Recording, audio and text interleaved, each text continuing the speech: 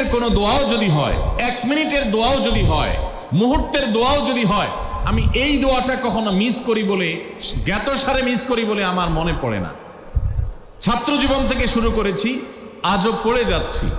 আলহামদুলিল্লাহ, আল্লাহর কাছে শুকরিয়া আদায় করে আপনাদেরকে বলতে পারি, এই দোয়ার সুফল আমি নিজের চোখে দেখেছি, আমি নিজে ভোগ করছি।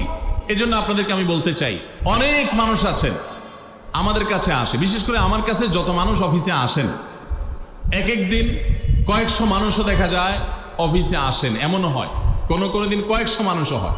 তো আমাদের অফিসে অনেকগুলো ডেস্ক আছে, অনেক আলেম আছেন, তারা সমাধান দেন বসে বসে, তারা সহযোগিতা করেন আমার সাথে। অনেকগুলো ডেস্ক বসাতে হয়েছে, এত বেশি মানুষ আসে। আপনারা অবাক হবেন, সবচেয়ে বেশি মানুষ আসে যেই ইস্যুটাকে নিয়ে, সবচেয়ে বেশি মানুষ আসে সেটা হলো দাম্পত্য কলহ, স্বামী স্ত্রীর ঝগড়া বিবাদ, তালাক, এগুলো নিয়ে সবচেয়ে বেশি সংখ্যক মানুষ আছে। এবং আপনারা আরো অবাক হবেন, গরিব মানুষদের মধ্যে স্বামী স্ত্রীর মধ্যকার দূরত্ব, তাদের মধ্যকার কলহ, দ্বন্দ্ব, ঝগড়া, ফাসাদ, এগুলোর পরিমাণ বা রেশিও যত বেশি, টাকা পয়সা যাদের আছে, সামাজিক অবস্থান যাদের ভালো, আমার অভিজ্ঞতা হলো তাদের মধ্যে দাম্পত্য জীবনে কলহের পরিমাণ তুলনামূলক বেশি। তাহলে অনেক যুবক আছেন যারা বিয়ে শাদী এখনো করেন নাই, শুধুমাত্র হাতটা কসলাচ্ছেন আর চিন্তা করতেছেন চাকরিটা শুরু করতে পারি, ব্যবসাটা শুরু করতে পারি, বিদেশটা যায় সারতে পারি, টাকার বস্তা কামাই করে ফেলবো। তখন বউ একেবারে শুয়ের মতো সোজা থাকবে, আমাকে দিল জুড়ে ভালোবাসবে, আদর করবে, ভালোবাসা হবে, সম্প্রীতি হবে, চোখে মুখে লাল নীল রঙিন স্বপ্ন অনেক যুবক ভাইরা এখনো দেখছেন। আপনাদেরকে বলছি, টাকা পয়সা দিয়ে দাম্পত্য জীবনে শান্তি কেনা যায় না। টাকা পয়সা এবং সামাজিক অবস্থান দিয়ে মানুষ সুখী হয় না। আমাদের কাছে অনেক মানুষ এসে চোখের পানি ফেলেন, তাদের সামাজিক অবস্থান অনেক মজবুত, তাদের সামাজিক স্ট্যাটাস কল্পনার অতীত, কিন্তু তারা পারিবারিকভাবে সুখী নন।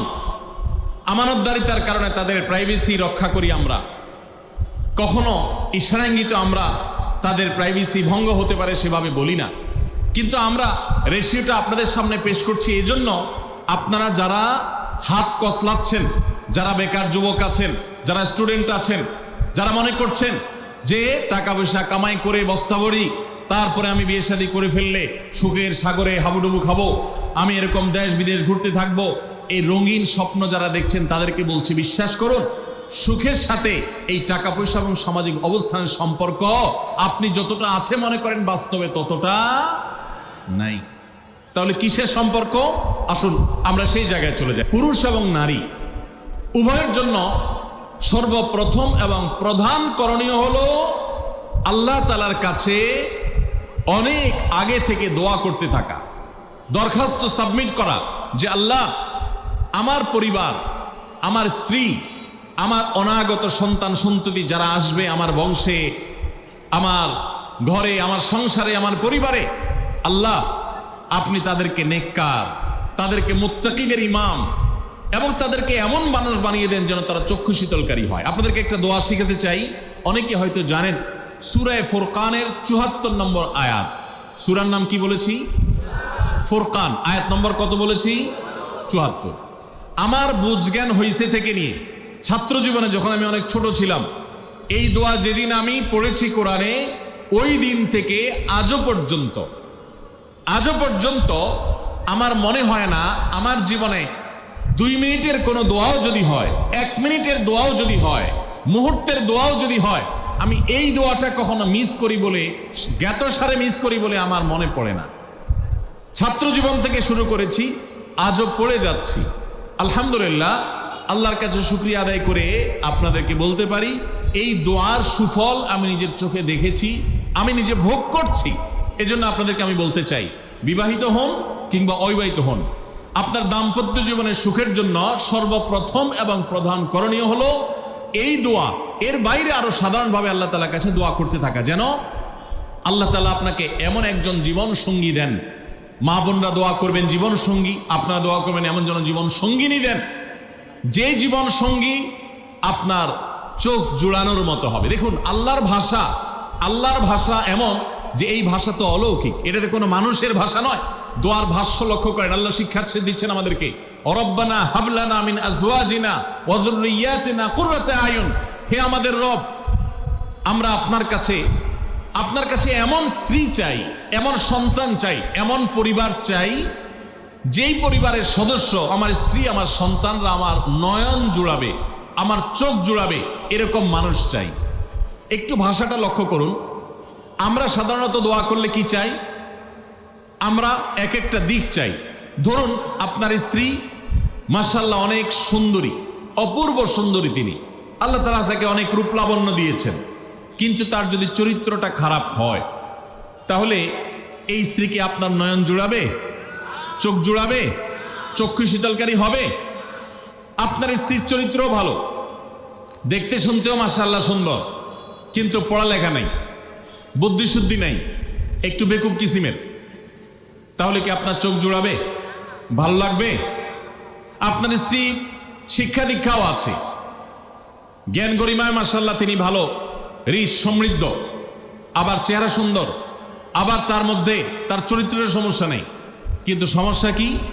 সমস্যা ধরুন তার ভিতরে এমন রোগ আছে, শারীরিক রোগ, যেই রোগের কারণে আপনার জন্য সেটা বড় কঠিন পরিস্থিতির মুখোমুখি হতে হয়। ধরেন দুরারোগ্য কোনো ব্যাধি আছে, মরণ ব্যাধি আছে, এমন কোন রোগ আছে যেটার কারণে আপনাকেও সাফার করতে হয়, তাহলে এই স্ত্রী কি আপনার চোখ জুড়াবে? ঠিক একই কথা স্বামীর ক্ষেত্রেও প্রযোজ্য, সন্তানের ক্ষেত্রেও প্রযোজ্য। আল্লাহ তাআলা এমন একটা শব্দ শিক্ষা দিয়েছেন, দেখুন, আল্লাহর কাছে চাইতেও জানতে হয়। উল্টাপাল্টা দোয়া করলে দোয়া পূরণ হয়ে যাবে, কবুল হয়ে যাবে, কিন্তু আপনার কাজ হবে না। অনেক যুবক আছে আল্লাহর কাছে দোয়া করে, আল্লাহ বেশি না, লাখ 5 টাকা চাই। কত? লাখ 5।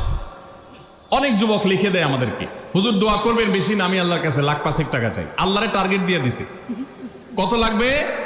5 লাখ। কেন? একটা বাইক কিনবে। যুবক মানুষ, রাস্তাঘাটে বাইক ছাড়া চললে ভালো লাগে না, আর একটা ভালো সেট কিনবে, না হলে ফেসবুক স্ট্যাটাস ভালো করে দেওয়া যায় না, ছবি তুলে দেওয়া যায় না। সাইফুল্লাহ ভাই ছবি তুলে দিতে বলছেন না, মাহফিলের ছবি তোলা যায় না। আর কিছু টাকা দিয়ে ছোটখাটো একটা দোকান কিছু একটা করবে, বিয়ে শাদীর ব্যবস্থা করবে, বাস, বেশি কিছু চাই না। তো আল্লাহ তাআলা 5 লাখ টাকা ধরেন আপনাকে দিয়ে দিল, সাথে একটা রোগও দিয়ে দিল, ওই রোগে খরচ হবে 6 লাখ। তাহলে আপনার এই 5 লাখের কোনো মানে আছে? আপনারা একটা প্রসিদ্ধ ঘটনা অনেকেই শুনেছেন, একটা চুটকি, যে এক যুবক দোয়া করছে, আল্লাহ তোমার কাছে আমি এমন একটা লাইফ চাই, বিশেষ করে বেকার যুবকরা এগুলো বেশি দোয়া করে, আল্লাহ তোমার কাছে এমন একটা লাইফ চাই, বেশি কিছু না, যে লাইফে 2 হাত ভর্তি টাকা থাকবে আর আশপাশে শুধু নারী আর নারী থাকবে, এরকম একটা লাইফ চাই। তো আল্লাহ তাআলা তার দোয়া কবুল করে ফেলছে। দোয়া কি করছেন? কবুল করে ফেলছে। দোয়া কবুল করছেন কিভাবে? দোয়া কবুল করে তাকে আল্লাহ তাআলা এমন একটা বাসের কন্ট্রাক্টর বানিয়ে নিছেন, যে বাসটা হলো মহিলা বাস, চারপাশে শুধু নারী আর নারী, সব মানুষের, আর হাত ভর্তি টাকা আর টাকা সব বাস মালিকের। দোয়া কিন্তু কবুল হয়ে গেছে। তো আল্লাহ তাআলার কাছে উল্টাপাল্টা দোয়া করলে কি হয় দেখছেন? দেখুন, দাম্পত্য জীবনে সুখের